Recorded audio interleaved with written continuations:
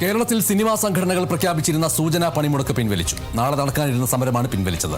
മന്ത്രി സജി ചെറിയാനുമായി നടത്തിയ ചർച്ചയിലാണ് തീരുമാനം. മന്ത്രിയുടെ ഭാഗത്തു നിന്ന് അനുകൂലമായി തീരുമാനമുണ്ടാകും എന്നുള്ള ഉറപ്പിനെ തുടർന്നാണ് സമരം പിൻവലിക്കാൻ തീരുമാനിച്ചത്. ചർച്ചയിൽ പ്രധാനമായി ഉന്നയിച്ച പ്രശ്നം വിനോദ നികുതിയാണ്. അത് മുഖ്യമന്ത്രിയുമായും ധനകാര്യമന്ത്രിയുമായും ചർച്ച ചെയ്ത് വേണ്ട ഇളവ് നൽകാമെന്ന് മന്ത്രി അറിയിച്ചിട്ടുണ്ടെന്നും സംഘടനാ പ്രതിനിധികൾ പറഞ്ഞു. സംഘടന ഉന്നയിച്ച മറ്റു കാര്യങ്ങളിൽ 2 ആഴ്ചക്കകം ചർച്ചകൾ നടത്താമെന്നും സംഘടനാ നേതാക്കൾ അറിയിച്ചു. തിയേറ്റർ ലൈസൻസ്, ഷൂട്ടിംഗ്, ഏകജാലക സംവിധാനം, തിയേറ്ററുകളിലെ വൈദ്യുതി നിരക്ക് സംബന്ധിച്ച വിഷയം ഇതെല്ലാം റെഗുലേറ്ററി ബോർഡുമായിട്ട് ചർച്ച ചെയ്യും. കേരള സംസ്ഥാന ചലച്ചിത്ര വികസന കോർപ്പറേഷൻ വഴിയുള്ള സബ്സിഡിയുടെ കാര്യത്തിൽ വർധന വേണമെന്ന് ആവശ്യം ഉന്നയിച്ചിരുന്നു.